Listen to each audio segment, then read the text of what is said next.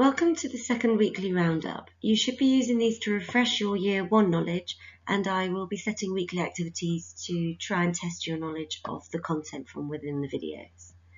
This is ongoing revision, so you will be set homework on top of this, as revision in itself isn't homework, it's something that needs to be done as well. You should be doing other revision completely independently. This here is an example of reactive revision, as I'm telling you to do it. But remember, we want you to be proactive, so this would mean taking charge of your own revision, creating your own schedule, for example, attempting past exam questions, improving on old essays, and creating revision resources, making use of that spaced revision technique that we covered last year.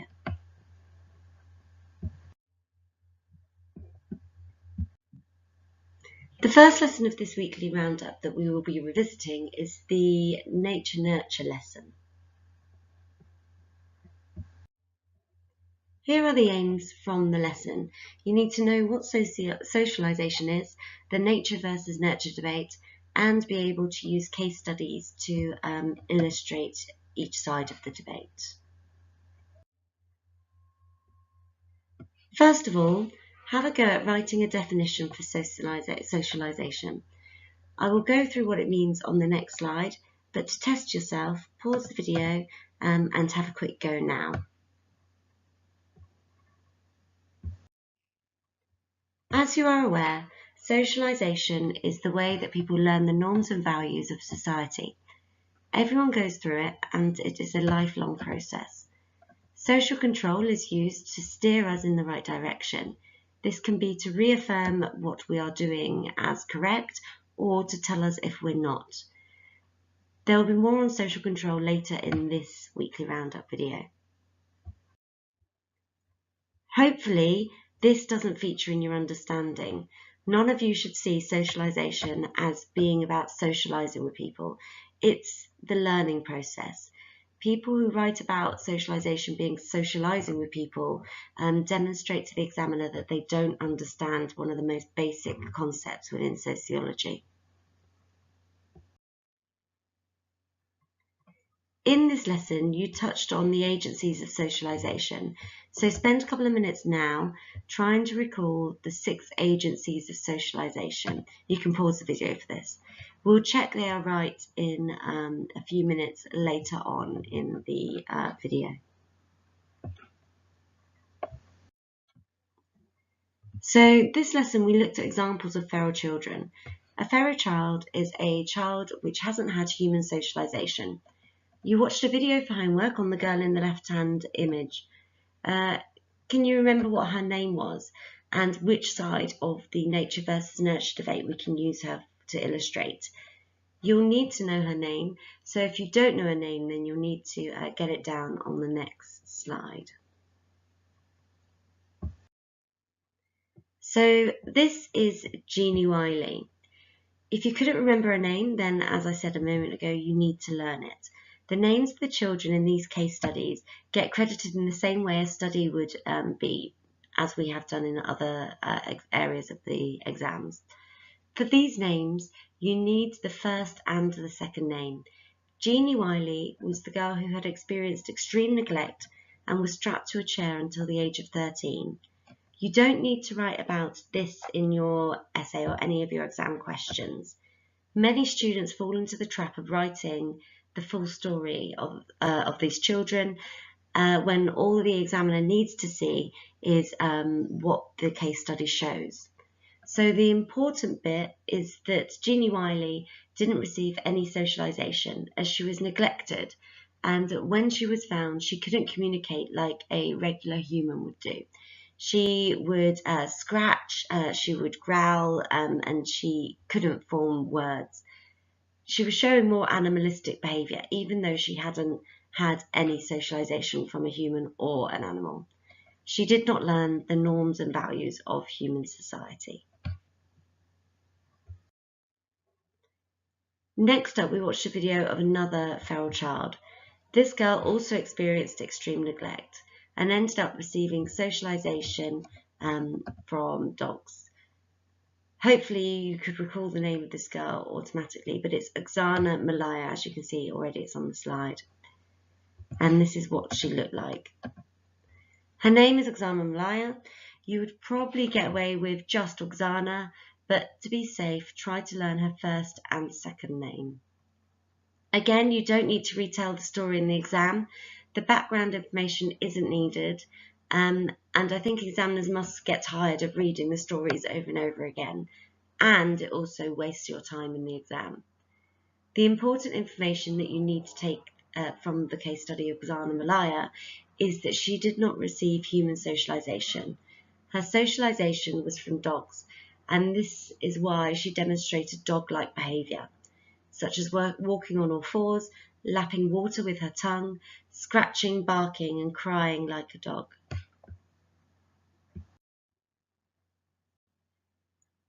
These two cases differ from each other, as Jeanne Wiley received no socialization at all, whereas Oksana Malaya received some socialization, but it was from dogs. Both of these are examples of feral children, as neither of them received human socialization in the first instance. These case studies you would use to illustrate the nurture debate. This is the idea that human behaviour and our identities are learned. They are not innate. This is the main point of view that sociologists agree with, but in the lesson we also looked at the other side of the debate, as evaluation is really important for our skills. So the nature debate comes on the next few slides. The image of the child below is of our example from the nature debate. See whether you can recall the name. Remember, you'll need the first and the second name in the examination in order to gain credit. This is David Reimer. He was the little boy whose penis was burnt off whilst being circumcised as a baby. His parents tried to bring him up as a girl without his knowledge, and they thought that he would be able to learn his gender identity as female and live the rest of his life as a girl. Unfortunately, this didn't go to plan, and David, then known as Barbara, was never comfortable as a girl and struggled to accept female gender identity. When David's parents explained what had happened, David decided to live the rest of his life as a male, as he did not feel female. Again, this story doesn't need to be retold in your exam. What is important is the fact that they tried to socialize him into gender identity, but he didn't accept female identity. This suggests that gender identity is innate and natural. David Reimer shows the nature side of the debate. Gender identity is natural.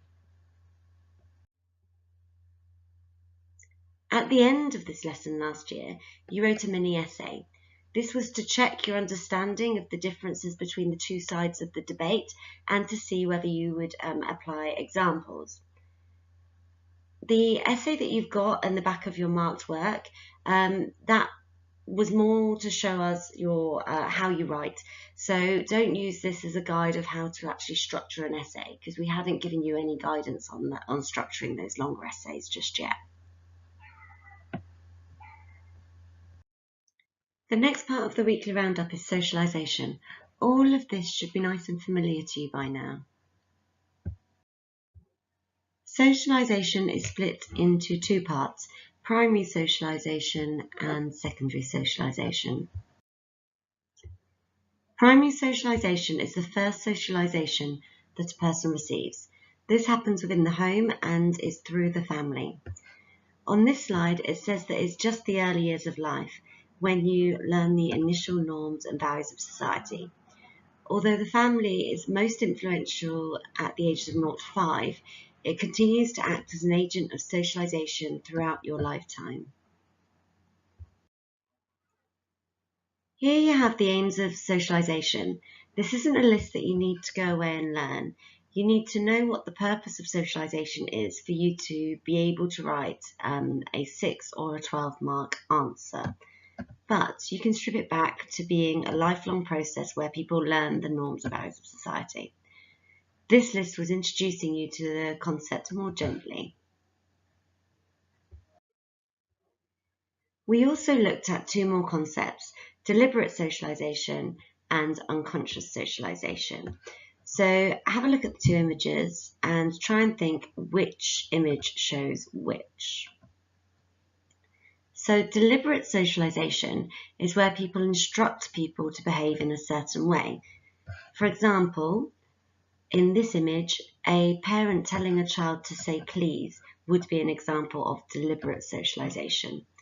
Whereas unconscious socialization is where a person picks up a behavior without being explicitly told to behave that way. For example, in this image of the child sticking his middle finger up, chances are, well, hopefully he hasn't been told to do this. This is behavior he has seen and then imitated. So we've spoken about what primary socialization is, but socialization, as mentioned before, is a lifelong process, so it's important that we look beyond the family. So refer back to the list that you made earlier and check that you have the 5 remaining agencies of socialization other than the family. So here are the other 5 agents of socialization. The ones that are most frequently forgotten are religion. This may be due to society being more secular, so less people are following religion. And another one that students quite often forget is the workplace. This is because people often forget that we are still learning even when we're at work. There are different norms and values for that given situation. What you should do now is spend 5 minutes mind mapping the norms and values that you could learn from each agent of socialization. You also want to be able to apply studies to illustrate these agents of socialization. These will come from later on in the course, so not just from the previous slides or weekly roundups. They could ask you a question relating to a specific agency of socialization, and you should be able to support it with a study or two. They won't ask you about a specific agent in relation to a specific identity though. So for example, they won't ask you about the media and ethnic identities, but they could ask you about the media as an agency of socialization. What you should do is pause the video now to see whether you can link studies, and I will give you a couple of examples on the next slide. So here are some examples of studies that you could use if you were asked about the family. So you've got here Oakley and Parsons, which do both relate to gender, but there's also Guman, which shows which relates to ethnic identities. So Oakley we could use because she talks about the family socializing people into male and female, sort of masculinity and femininity, using manipulation, canalization, verbal appellations, or domestic activities. So that will come up in our gender lesson. The same with Parsons. Parsons was also the family and gender, and Parsons felt that one of the functions of the family was to socialize children into their future gender roles, and that's the expressive role of the housewife for the woman, or the instrumental role, which was the breadwinner, for the man. You could also use Guman, which is an example from ethnic identities, and Guman was the study which said about Asian parents socialize their children into more traditional attitudes, such as respecting their elders and being polite and respectful. Last year you created a poster on socialization. You should dig this out and use it as a revision resource, as this is what it was intended for when you created it last year. The next lesson was the final lesson focusing on the core concepts. After this, the following lessons included various sociological studies. This lesson is on social control. Start off by mind mapping everything you can remember about social control. Try to recall which agencies of social control you need to know and what the processes of social control are. You can add the bits that you haven't included on your initial mind map to your mind map as the video progresses. Do this in a different colour so you can see clearly what you could remember without having to be prompted. Pause the video now to do your initial mind map.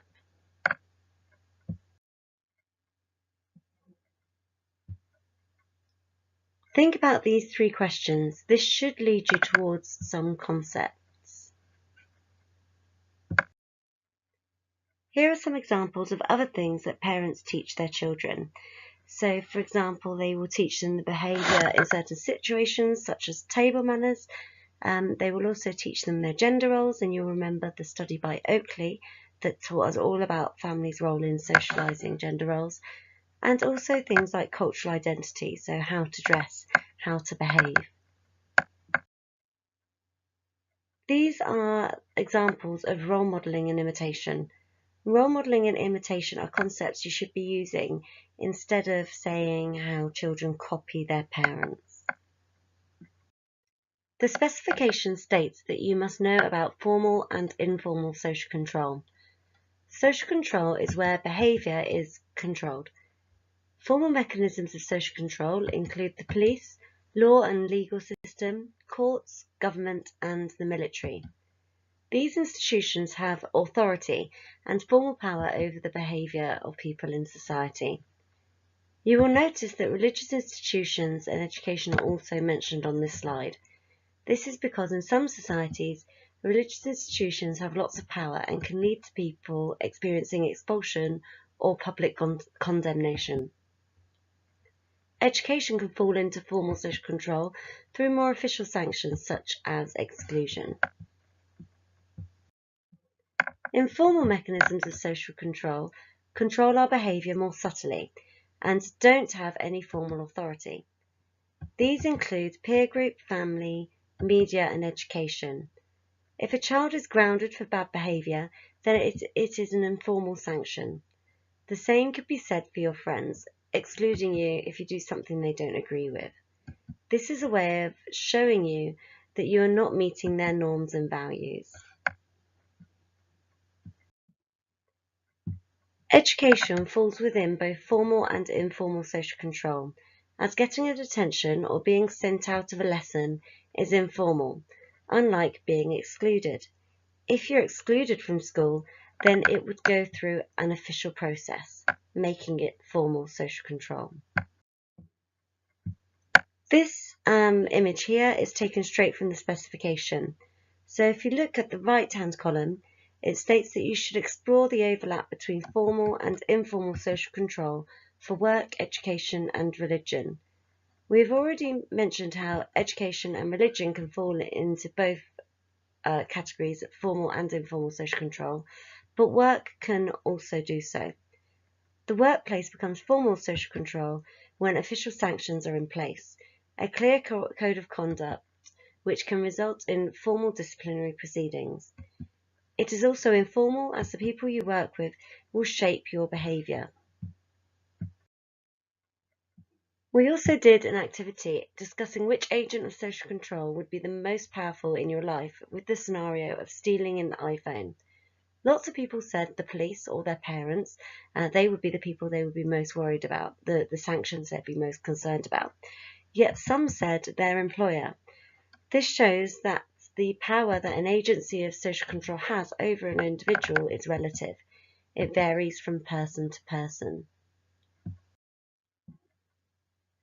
Sanctions are how agencies of social controls actually control behaviour. A negative sanction is a way of stopping unwanted behaviour. This can be obvious, such as arresting someone, or something more subtle like a tut. Positive sanctions are a way of encouraging correct behaviour. This could be something like an award, or it could be something more subtle like a smile.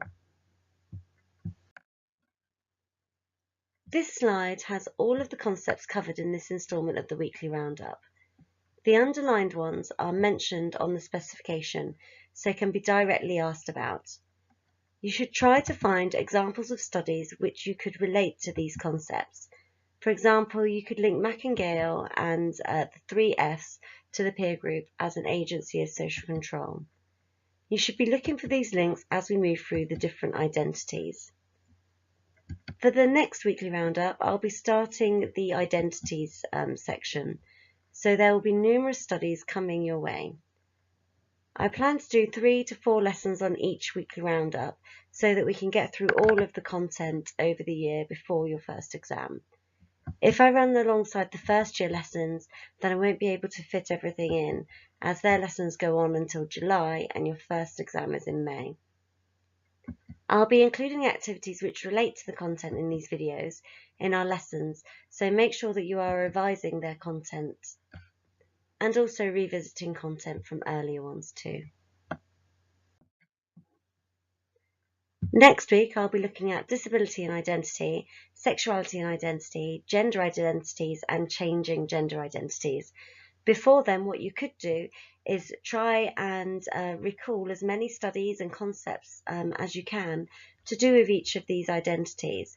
And then we can see what your foundation is, what we need to build upon, ready for the next instalment.